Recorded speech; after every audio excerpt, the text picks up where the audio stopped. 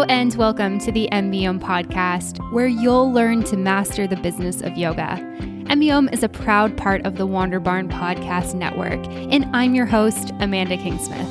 I'm a 500-hour registered yoga teacher, a yoga business coach, and a total business geek. Here at MBYogi, you'll learn everything you need to know to create a sustainable yoga business by learning from myself and guests from around the world about how they built their yoga businesses, and about how you too can become a successful yoga teacher, studio owner, and much more. All right, let's dive in.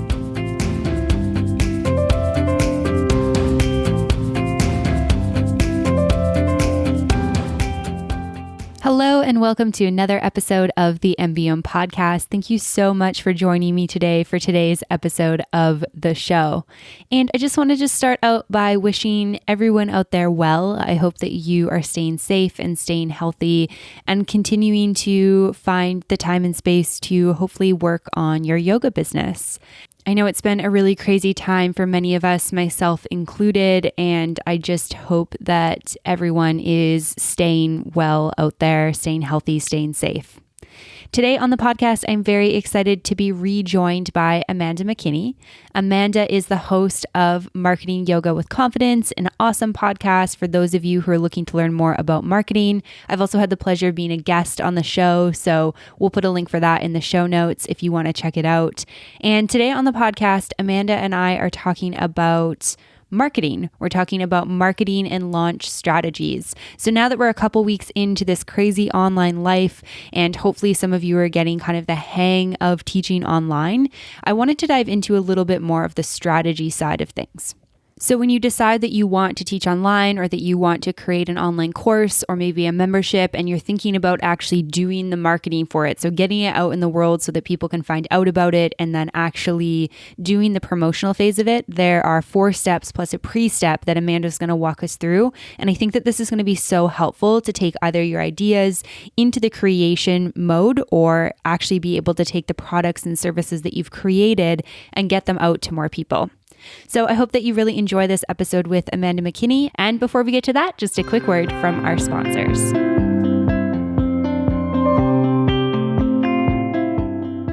This episode is brought to you by OfferingTree. If you're looking to get your yoga classes online in a hurry, I recommend checking out OfferingTree.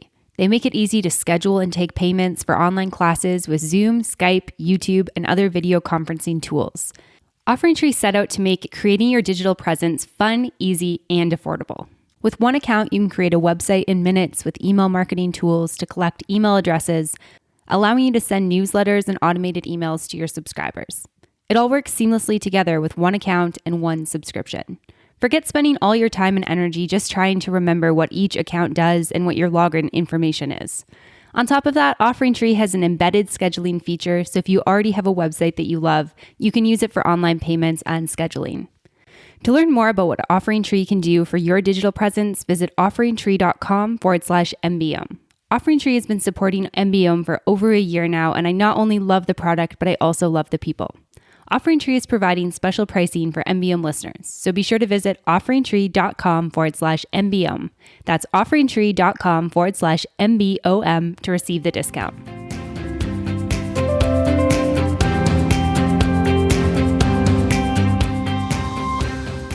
All right, now on to the episode. Welcome back to the podcast today, Amanda. I'm really excited to have you here with me. I'm so excited to be here again. Thank you for having me, Amanda. Yeah, absolutely. As I was looking at, the different ways that I could support the yoga teachers that are listening to the show and thinking about how everyone is turning their businesses online right now, I just immediately thought of you and all the wealth of knowledge that you have with, marketing and running an online business yourself and all that good stuff. So I think a good place to start would be just catch me up on what you've been doing. I know you were on the podcast just a couple of months ago, but if you can just tell myself and listeners what you've been doing in your business over the last couple of months, that'd be awesome. Sure. So if I have not met you, dear listener, I'm Amanda McKinney, and I'm a marketing coach for yoga teachers, and I have online courses and an online membership. So very topical for right now as people are thinking about teaching online and launching online offerings. So that's what I have. And in between the last time I was on your podcast to now, I actually launched an online course, which then leads to my membership. And the reason that I did that is because I saw, as I was welcoming people into my online membership, I recognized that there was a baseline of information that needed to be present before you could really get the best benefit of being inside the membership. So, what I did is I took that idea of, okay, what do people really need to know? And created a course. And it's a 5-week course where there's a module dripped out each and every week. So, what this did was instead of someone jumping into the membership and seeing this flood of information, they actually then got dripped out the content. So, it was 1 week at a time. So, it was much more manageable. And then you get the invitation to the membership, which worked really well. So, the reason that I wanted to explain that is because when we're thinking about an online offering, sometimes we don't know what you're going to end up with. So I thought I was going to have this membership, but I realized, oh, I really need this course. So that's what's happened in between the 2 interviews that we've had.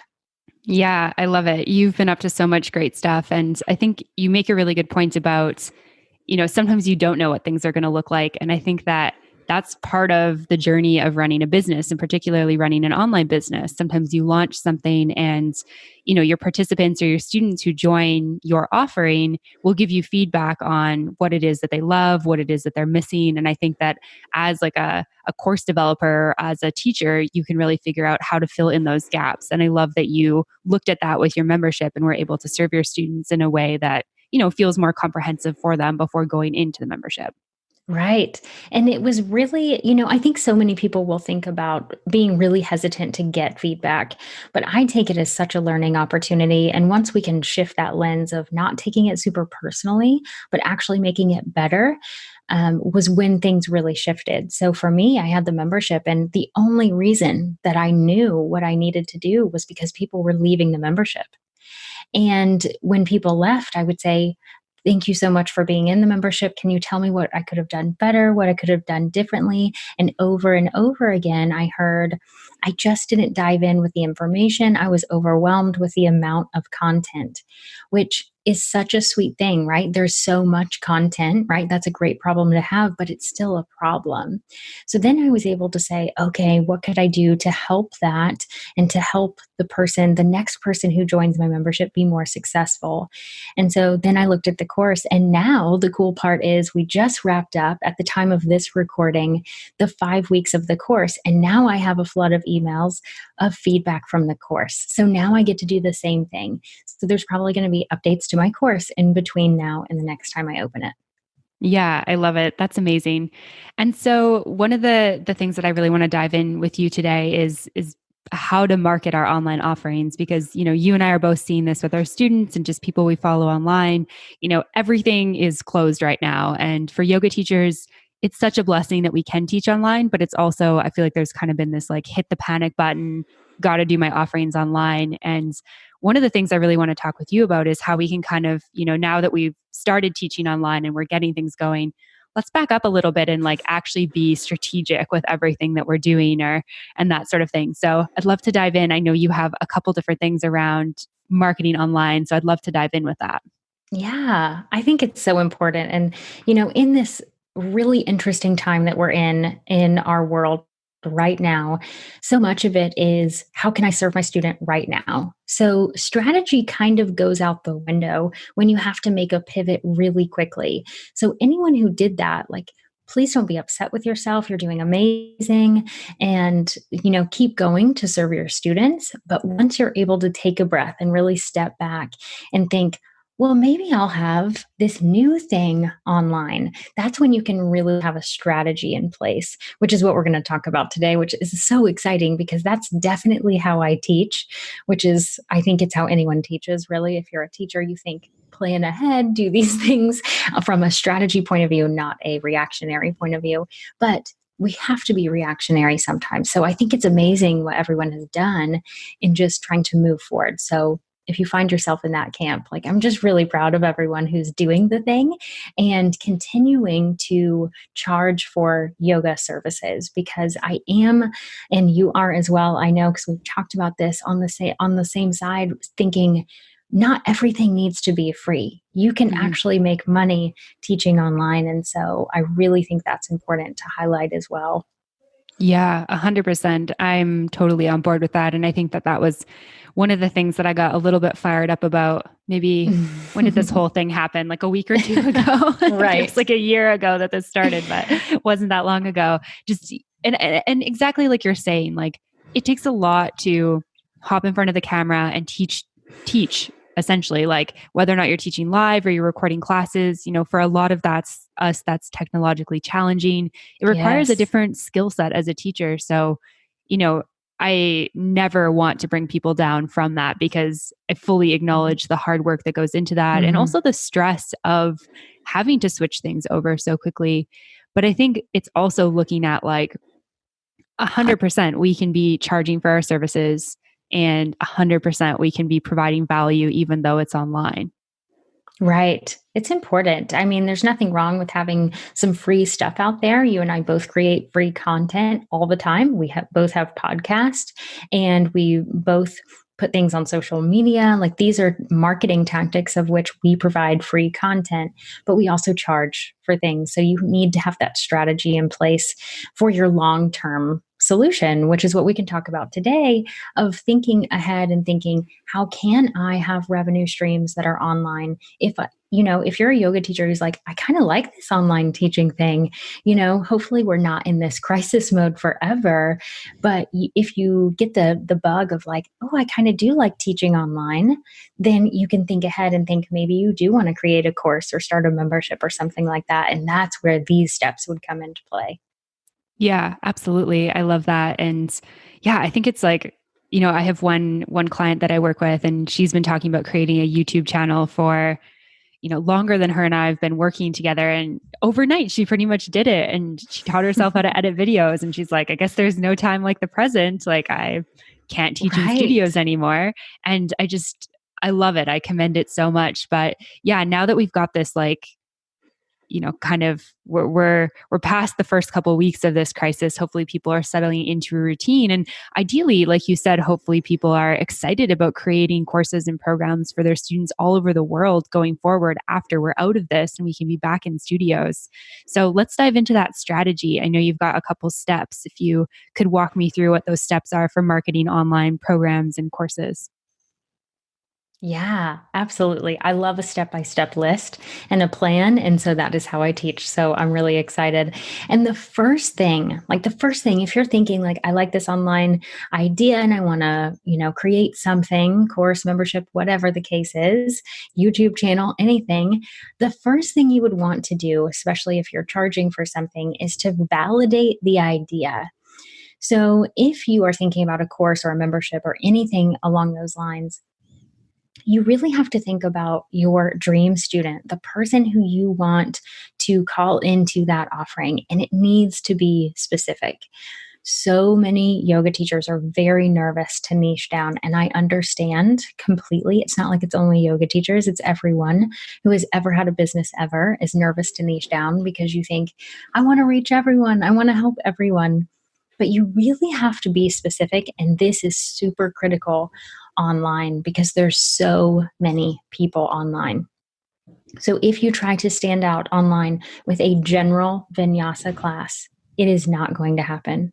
You have to have something really specific. So you need to validate that idea, and whether that idea is something that you just had or something that came from a student that they said, which is a perfect way to come up with an offering, by the way, is if your student is like, hey, Amanda, do you have like a bank of tutorials of all different types of poses for working on a handstand? Like if someone asks you for something that specific and you love that thing, then that is the path to choose. And you see it like what I said was something that's really specific. So maybe it's arm balances, maybe it's a breath technique, maybe it's, yoga for anxiety. I think there's a lot of people out there that need that right now. So you want to be really specific and validate the idea. So it either needs to come from a student or you need to have this idea and then have conversations with your dream student somehow to validate that idea.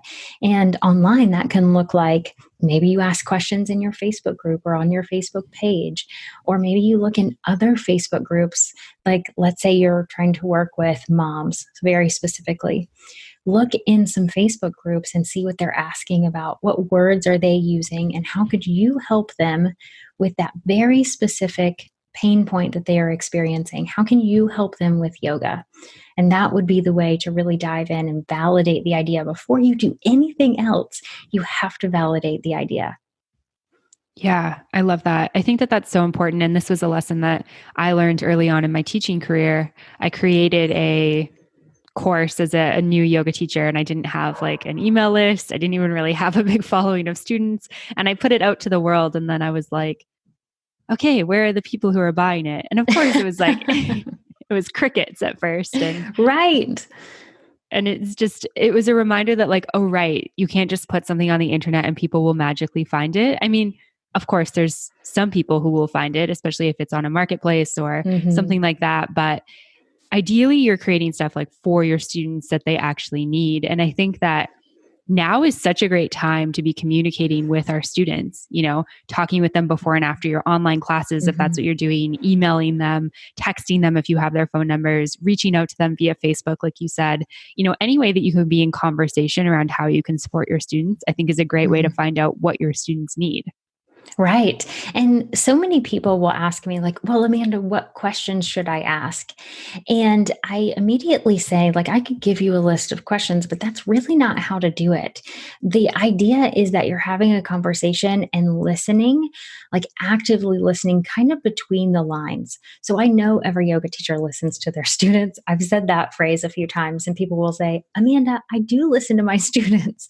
And I know you are, but you're listening as the yoga teacher, interpreting their words, trying to think of, like, how can I create a class that's better for them or anything like that.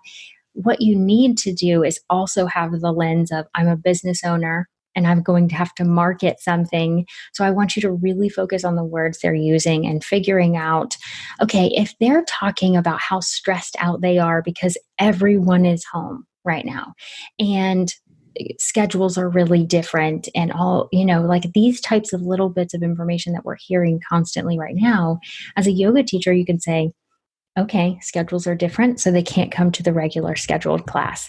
So maybe they could more likely use a pre-recorded video that they can access anytime. Maybe it's 2:00 in the morning when they're up and want to do a yoga practice. So that's a pre-recorded video versus a live class. If they're stressed out because everyone is home, they're probably, like, they might not have the availability to just have a lot of alone time. So you might want to have maybe an audio meditation that they could put earbuds in and say, this is my time. For the next 20 minutes, I need you all to leave me alone because I'm having my time right now. So you can listen to the words that they're saying and identify an offer. They're not going to outline it for you. Maybe they will, but sometimes they don't. They'll tell you the pain point, and what you want to look for is the relief. What relief are they looking for, and how can you offer that in your yoga? Yeah, I love that. I think that that's great. And so once you've had that conversation with your people and you've decided what it is you want to create, what's the next step for getting going with that? So the next step is knowing what channels you're going to utilize for marketing. So the next step is really thinking, okay, where are these people interacting already? So are they in Facebook groups? Are they on Facebook, the platform overall? Are they using Instagram? Are they really predominantly in your email inbox? Where are you able to reach them in an online capacity? And of course, hopefully we are able to be around each other and use in-person marketing as well. But right now, if we're thinking only about online, think about how you could reach them online, because you don't need to be everywhere. You don't need to be utilizing all of the marketing channels. You really just need to utilize the one or two places. I would suggest email and one social media platform that you're really heavily focused on when you're launching something, because you can saturate that one platform of social media and definitely work on email versus trying to be everywhere. If you try to be everywhere, it's really hard. Yeah, for sure. I think that there's like pros and cons to every different channel, and it's complicated to figure out which one you want to be on. And I think that it ultimately comes down to, where is your ideal student? Where is your ideal client? Where do they hang out? And really understanding that. And if you don't know what that is, I think that that's some of the background work that kind of needs to happen, Mhm. because it's like a full-time job to be on every social media It really platform. is. It really is. It takes up so much of your time and way too much of your energy, and you don't need to do that. So take that off your plate and just focus on one thing. Yeah, yeah. I think that that's a great piece of advice. And then once so now we've got our idea that's validated, we know where we're going to promote it. What comes next with that? This is where my favorite part is, and it's not everyone's favorite part. So the third step is really creating a marketing plan. So once you have your idea, you're really excited about it. Obviously, you have to create the actual content that you're going to be creating in the course or the membership or whatever. But from a marketing standpoint, you need a plan to market the online course or the membership. So you really have to think about, what is the plan? How early do I need to be promoting this? How much is it going to cost? You need the plan, and that will utilize email and whatever social media platform. And for me, this plan looks like, I sit down and I look at, okay, what do I normally do? What is my normal marketing plan? So I have a podcast release every week. I post X amount of times on social media on the different platforms. And then during a launch, so when you're opening up an online offering of any sort, it has to be heavier. You have to do more than that to get more attention on that offering. So you really have to amp up your marketing. And so the only way to do that is to make a plan and really know when you're going to start, when you're going to open the doors to whatever it is. If it's a course and it's going to be open and closed, like, what day does registration open and when does it close? And how far in advance do you need to start marketing? Right. Do you have tips around that? Like if somebody is going to do an open and close cart, say it's a course they're going to Mm-hmm. do live and that sort of thing, like how far in advance should they start marketing it? Right. So it is kind of dependent on the thing, right? So there isn't like a tried and true formula. The only formula that I have heard and have mentioned before is that for every $500 the offering is, you want to think about 90 days. So if the thing is $500, you want to think out 90 days. That doesn't mean you're heavy marketing 90 days out. Like, you're not pushing this every day for 90 days, but you need to like amp up for it. And the reason for that is so that people can plan. So if it's budgetary, and that also depends on who your audience is as well. If $500 feels like a big investment for someone, they have to think about it for a while. Mentally, they have to think about it, and they probably have to plan for it in their budget. So they can't really necessarily like make that quick decision. Now, some people can very easily make a $500 decision. So you have to know your audience, but that's kind of the general rule. But if you have a course that's $20 or, $50, you get a little bit more playroom because people can make those decisions in a general setting. People can usually make those decisions pretty quickly. Okay. Yeah, that's a great tip. And then if someone's creating something that's going to be, maybe they're going to launch it kind of one time and then they're going to keep it open, is there a different sort of strategy that they should kind of consider with that? Yes, there definitely is. And I would say, make sure that you know your plan for how you're going to consistently market the thing. And I say this because I too launched a course a while ago that didn't work out quite as well as my now online courses do, because I opened it and never closed it. It's closed now. But when I first opened it, I didn't close it. And so there was no sense of urgency, right? And it can still work. It can absolutely still work. But when someone knows that they can always buy it, that's not necessarily the best that's not a good, I shouldn't say it's not good. It's just not the easiest way to market.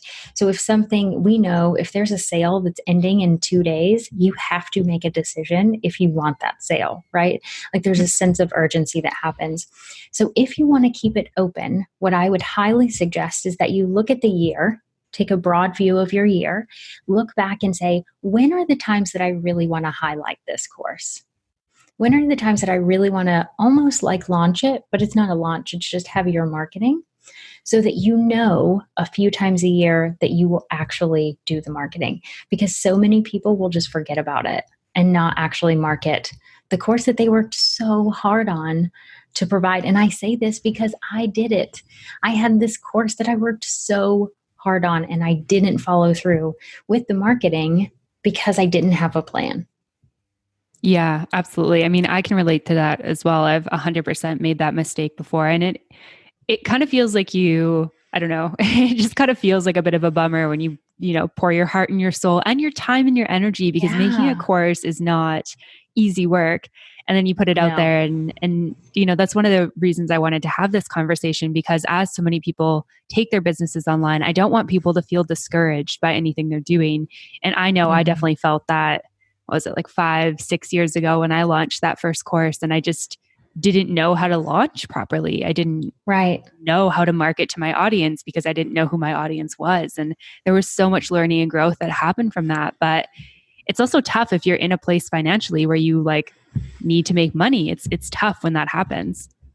Right. Because when you're thinking about the course, you think this thing that's $50 is going to bring in X amount of thousands of dollars per year because you estimate ahead of time.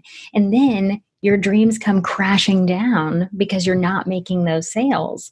And it's then this cycle, like you were saying, like it's really discouraging. So then you don't market it anymore because you don't think it's valuable when it actually really is valuable. It's just that people don't know.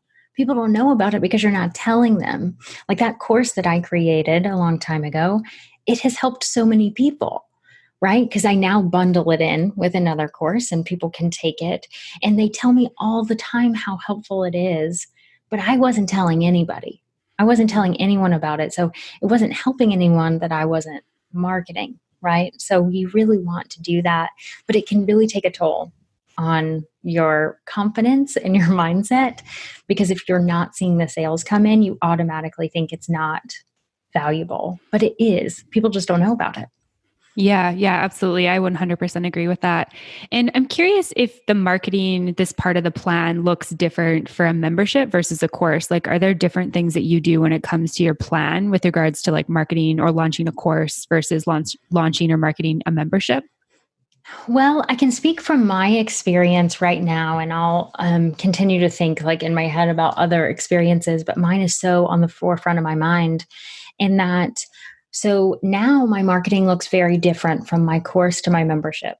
I have made a decision that for right now, maybe things change in my business, I'm not sure, but right now, the only way to get into my membership is to take one of my courses. I will have several. I have plans to have several different courses that will all lead to the same membership. So I am consistently investing in the inside the membership, but it's just one membership instead of several. So for me, the marketing on the course side is very public. That is on social media. It is in my email inbox to everyone who's on my list. Everyone who hasn't bought the course before gets the invitation to buy the course, or, that sort of thing. It's very, very public.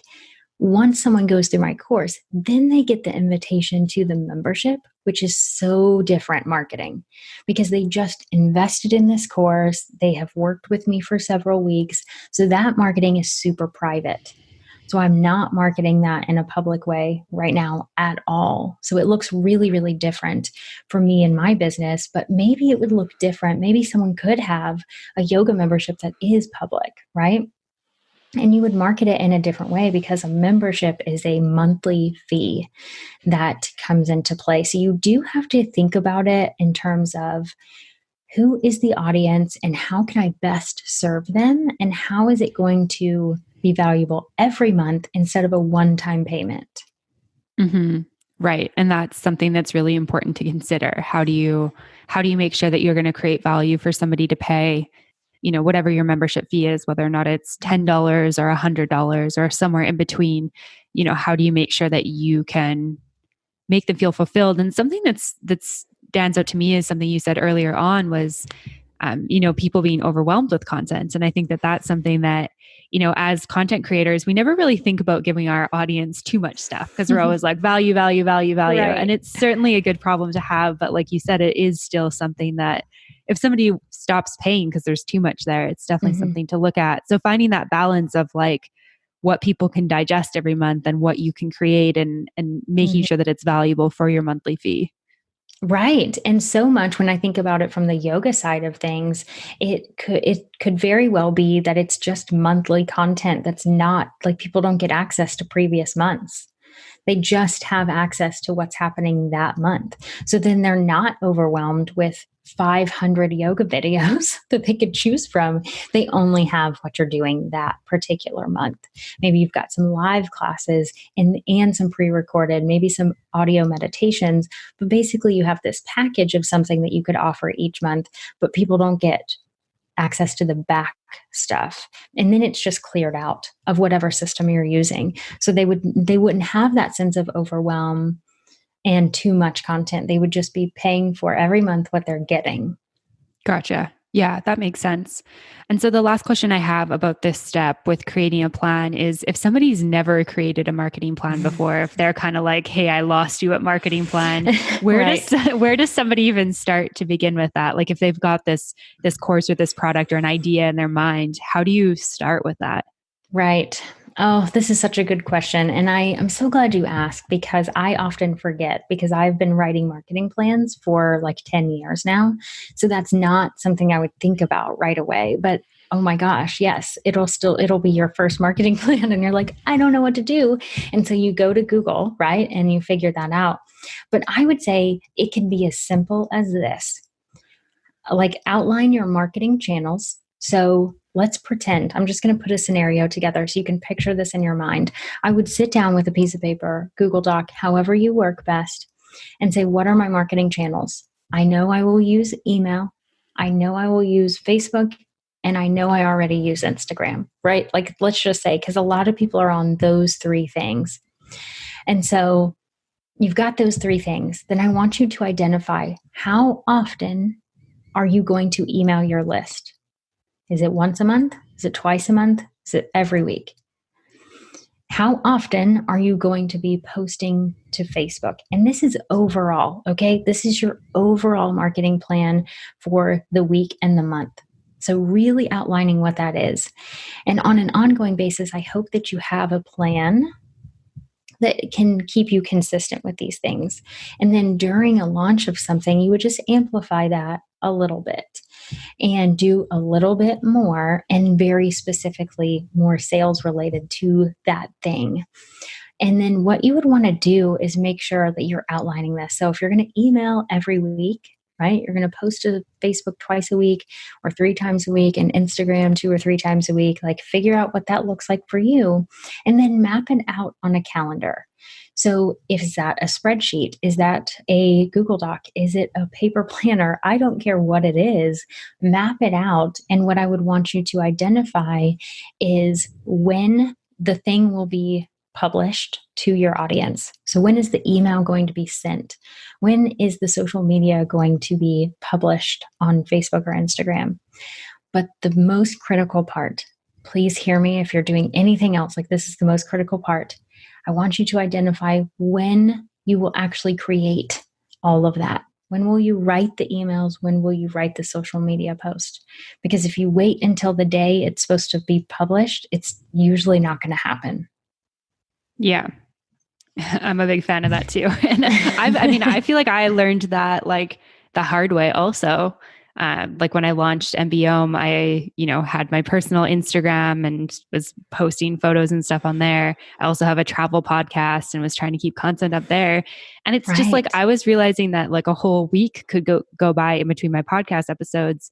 And I just wouldn't, I mean, I would think about it, it'd be in the back of my Right. mind, but there's so much going on that I was like, I don't have anything inspiring to say right now. And having a content plan that's like a week or so out has been so much better. Like Yeah. game changer. Yeah. And that's actually, so I'm kind of combining. So we had gone through 3 steps. The fourth step is actually working ahead. So that kind of combines. So you're creating the plan. So let's say you sit down and you identify how many times you're going to be posting and emailing, right? There's your marketing plan. And this can be super sophisticated or it can be really simple. Like you do not need to go crazy with this. You can Google things all day long and find marketing plans that are super crazy and extensive, but you don't have to do that. You need to know when you're going to talk to your audience. That is your marketing plan.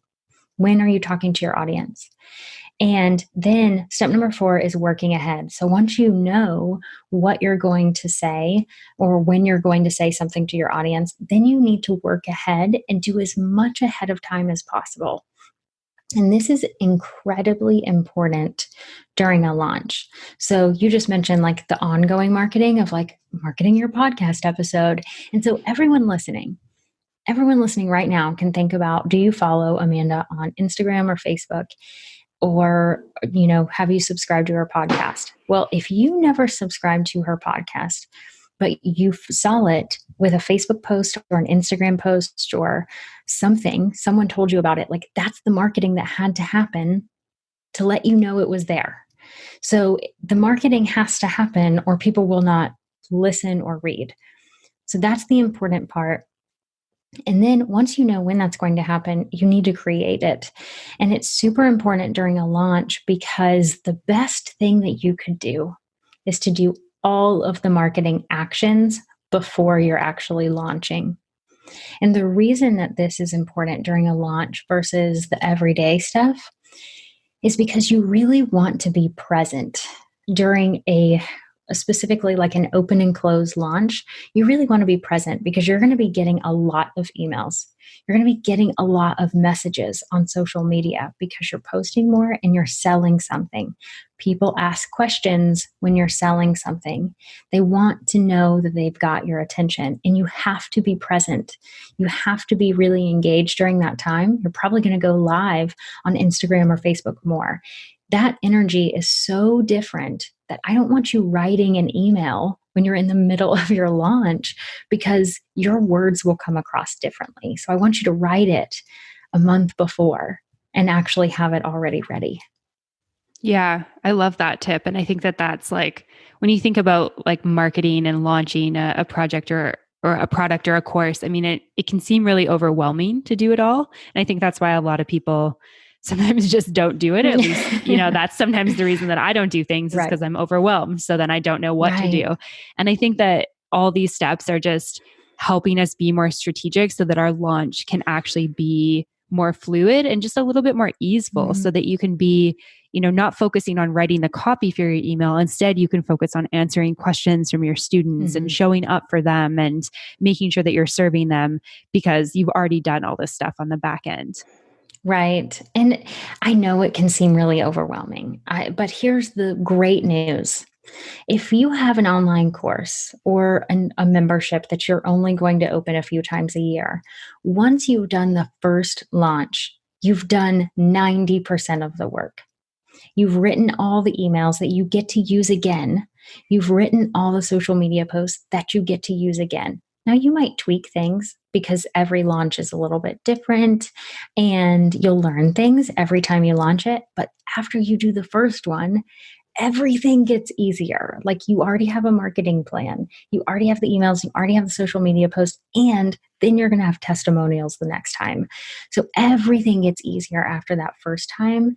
So if you can like mentally prepare yourself for that first launch being difficult, right? And challenging, and it's going to take a lot of energy. But once you get through that, oh my gosh, things get so much better the second time. Yeah, absolutely.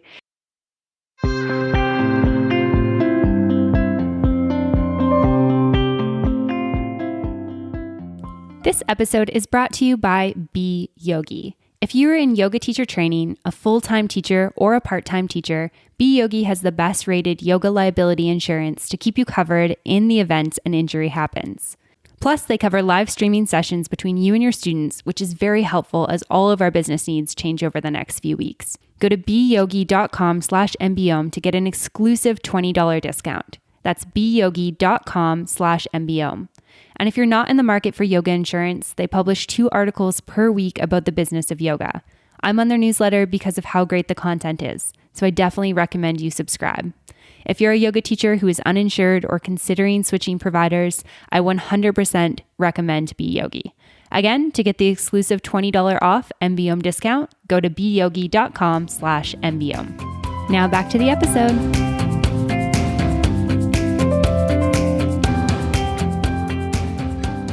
I'm curious, and this is, I know we've got another step still, but I'm thinking about this right now. Is there any like launch self-care strategies that you have? Yes. Yes, I do. So what I do each and every time I launch something is I do a debrief of afterwards. I kind of sit down with myself and I'm like, what went well? What didn't go well? But what did I learn? You never want to hang out in what didn't work well too long, or you'll think everything was a disaster. But you need to identify what you could do better. Like there's always something that you can do better, always. If not, like you're a perfect human being and congratulations, because that's not me. Tell me your secrets. If that's you, right. Tell me your secrets. Right. So once you figure out, what you could do differently, then everything can get better. And so in between the past few launches that I've had, I did something like I noticed that maybe 2 times ago that I let my yoga practice slide, meaning I was in the launch mode. I was super excited and all of this energy. And so when I woke up and went to work because I'm a morning person and I usually get up, have a yoga practice, and then I go to work. And I am an early riser. So I wake up really early and I get all this stuff done. But I was so excited during the launch that I just skipped yoga and went to work. And that was a poor choice.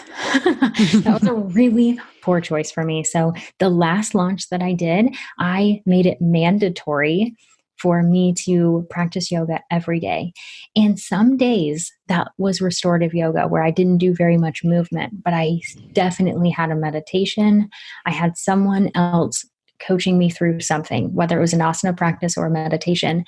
Someone else coaching me was really important because I was doing all the coaching during the launch. And I do that every day, just like you.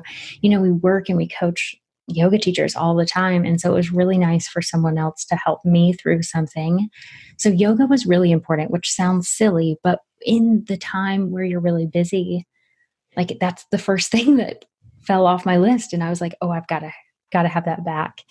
And I actually have 3 episodes, 3 or 4, I can't remember, on my podcast where when I launched my membership one time, I did a behind the scenes. So I recorded podcast episodes as I was launching. Mm-hmm. So definitely link to those because you'll hear so much of what I learned in the middle. And one thing that I learned that was super beneficial the next time was that I thought food prep was a problem for me because I thought it was the time of like prepping all of the food. But it wasn't. It was decision making about the food. So what I learned was that I needed to remove the decisions during my launch phase. So I pre-make the decisions about food. So I'm not making any food decisions while I'm launching, which sounds really silly, but it dramatically changed my energy level. Yeah. No, I mean, it's like the principle of decision fatigue, right? Like there's a reason why there's a lot of companies that are thriving doing dinner deliveries because I mean, especially like if you're a parent and you work all day, you come home and there's a lot on your brain. Like your brain just doesn't have the capacity to decide if you're going to have roast chicken or pork chops or, spaghetti for dinner. We can't make that decision because we're mentally exhausted. It's like, whatever, just feed me. And I think that's a lot of the times where we get into the like, well, let's just order pizza. And then you're not really, and I mean, I love pizza, don't get me wrong. Right. But you're not like feeding your brain and body necessarily the way you need to thrive. Right. And that was exactly what it was. I felt like I was always making a decision, and I just didn't need to do that. So I know it sounds really silly, but like the same thing of like when you have a marketing plan, everything is in place. You don't have to make those decisions about how to market the thing, or, oh, I've got to write this email today because I need to send this email to my list today. And I told myself I was going to do it. That the whole idea of making the decision of what to put in that email or what to share on social media is a disaster waiting to happen. Now, I can say that you can add things in when you're in the middle of launching because it feels right. You can add another social media post because someone said something and they're so excited and you want to share that. But that's not something you can plan for. That's something that happens organically. But everything you can plan for, you want to do ahead of time. Awesome. I love that. And I love too that we talked about that self-care practice. So it's everything, from setting your schedule in terms of how you're going to make sure that your cup is full too. And then also making sure, making decisions about dinner or lunch or Right. all your meals, all All your of meals them. probably. Yes, I was pretty good. I did almost all the food prep before because I have a few weeks that I'm in kind of like launch mode. And interestingly enough, I found that it was the week before the public launch, right? No one knows anything is happening yet. But the week that I'm doing all the work, that's when I'm scheduling all the emails and writing, like getting all of the social media posts, like all of the last minute details. There's a lot of tech stuff that happens that last week before. And again, it gets easier with every launch. But the first time, there's a lot of things you have to figure out. So the more I can say, work ahead as much as you can. That is the best advice I could ever give. I love that. And so what is the fifth step? The fifth step is to show up, do the work, and don't quit. Like, I don't know how to say this with better words than do not give up. Do not give up. Because what I see so often is that people do all the work. They make the course, they put the content together for a membership site, they do all the marketing stuff, they're ready to go. And then during the launch, they're not seeing the numbers that they want and they give up. And that puts tears in my eyes so much. Like, if you're my student, it's not happening. That's not an option. You're going to keep going. But I see it from the outside, right? I can see that people do this and they give up. And I say this from a place of I have given up before. I have given up because I didn't see the numbers. So I feel and I understand why someone would give up. I want to be really open and transparent and say, like, I get it. I understand. But here's the thing. I have done enough launches and I have coached people through tons of launches. And every single time, dear friends, every time, the numbers go up at the end because there's a sense of urgency when the doors are closing. So if you give up, you're going to miss out on a big percentage of the thing that you could sell. And that's why the doors closing on something really works, because there's a sense of urgency at the end. The last 2 days, and really specifically the last 24 hours of something, is when you're going to sell the most. So if you give up so much, and you're going to sell yourself short. You're going to think that you were a failure. And I don't like using that word, but that's what we tell ourselves, that we failed. Mm-hmm. And that's not the truth. We did not fail, but I don't want anyone to give up. So step number 5 is not giving up. I want you to learn every day, tweak something every day if you can, figure out what's working and do more of that. Scrap the plan altogether if that's what's necessary. If you recognize, like, well, I wasn't planning on posting on Facebook very much, but I posted once and it really took off. Like, people were sharing it. Like, screw Instagram, go to Facebook, double down on what is working and do more of that. That's why you have to look at your numbers every day during a launch. And I know that can be super scary, but you have to look and see what's working so you can do more of what's working and less of what's not. Mm-hmm. Yeah, I love that. And I love the tip of not giving up, because I think that, especially when you're launching like a brand new product or you're doing a launch for the first time, I feel like it can be like a very kind of slow uptick. And I think for all of us, as much as like yogis and yoga teachers and yoga practitioners, we try not to have, sort of our personal ego involved. I think it's a very like key part of the human experience, or a very natural part of the human experience, that we feel that, if you only have one person who's purchased your course or your membership in the first couple of days, there's going to be a natural sort of response where you start doubting yourself. And I think Oh, that it's yeah. so important to see it through to the end, because like you said, a lot of people will buy at the end. I mean, I actually just did this. I really like the company Everlane. They make clothes. They have sustainable, affordable denim, and they were doing like a COVID-19, hey, we've put all of our jeans on for like $50, which is amazing for a good pair of jeans. And I got the email once, and then I got the second email, and then it was like, oh, only 2 days left to purchase. And that's when I was like, okay, buying my jeans. Now my jeans are on their way. Yes. And I want everyone to hear that you got the email, thought about it, got another email, thought about it again, got another email. Like, so many people are so nervous, not just yoga teachers, anyone they're so nervous to email too frequently.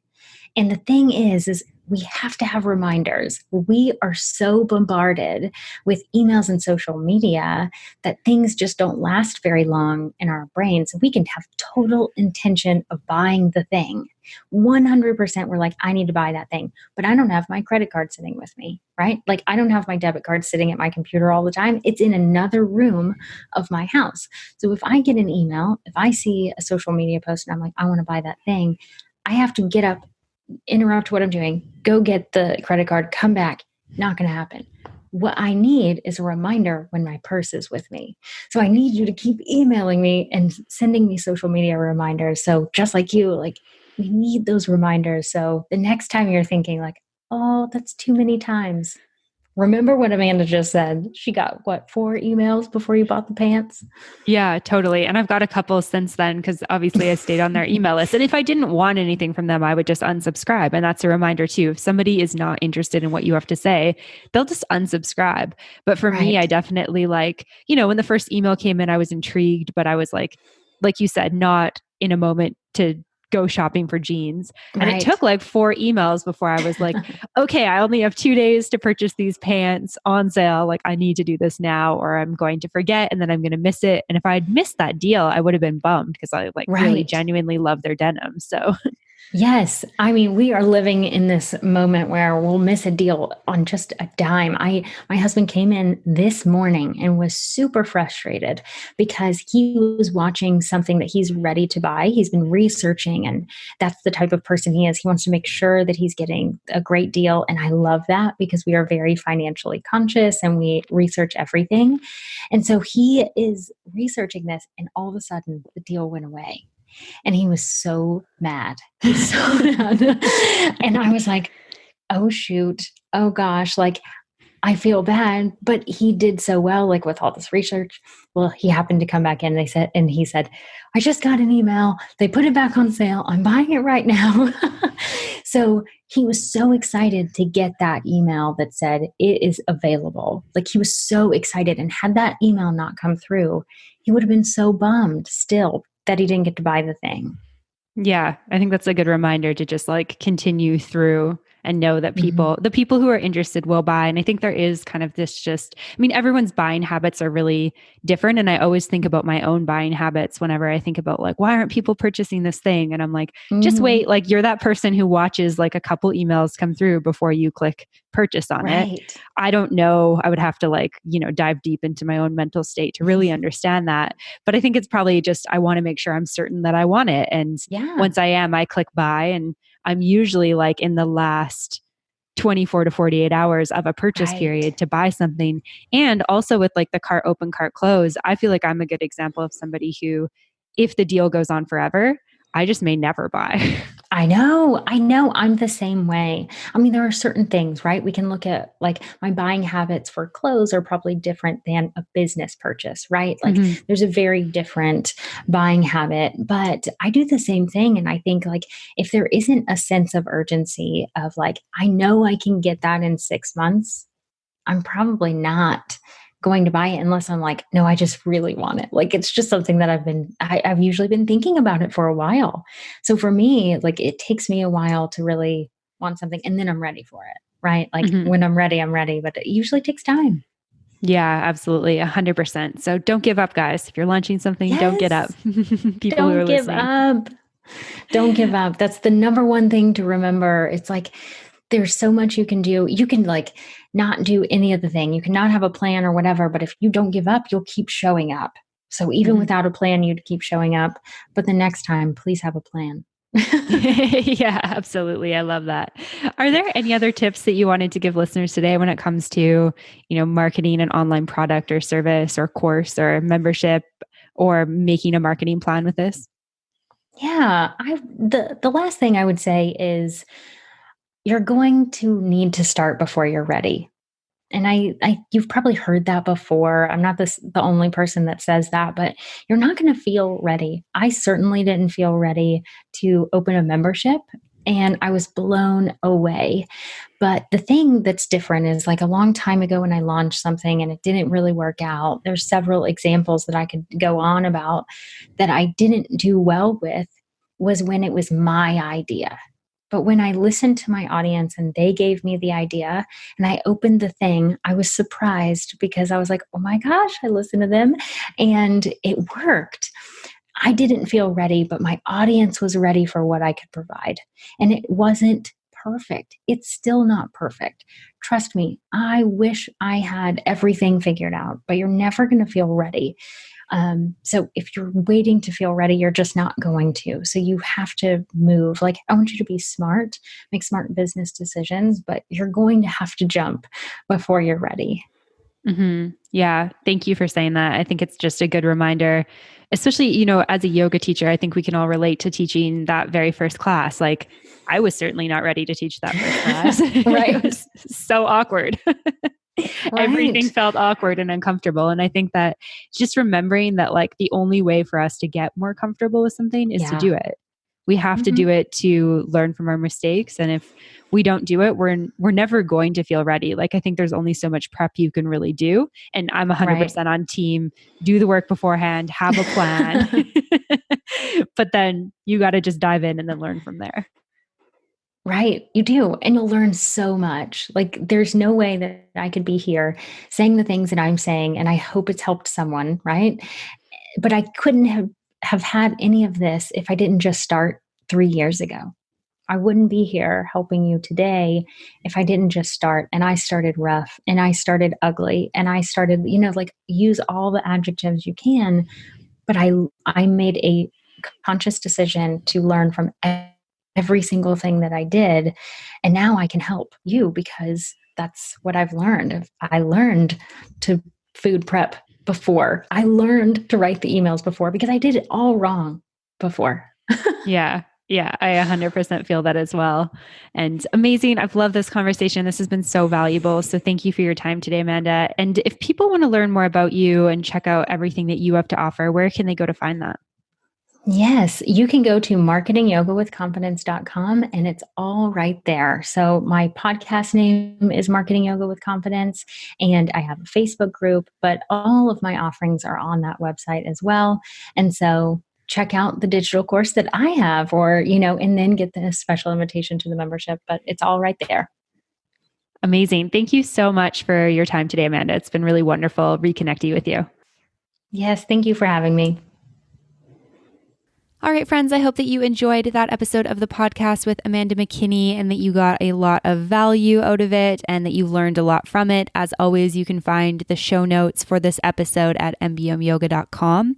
And just before we finish up this episode, I just wanted to put out there that I do have one-on-one sessions available for you if you would like to book some time with me to talk about anything teaching online or anything yoga business related. Of course, I understand that it's a challenging time right now, so if you go there and you want to book a session but you can't afford it, please just reach out to me, info@mbmyoga.com, and I'm happy to create a sliding scale option. All right, that's all for now. Thank you so much for listening, and I'll see you next week. Namaste.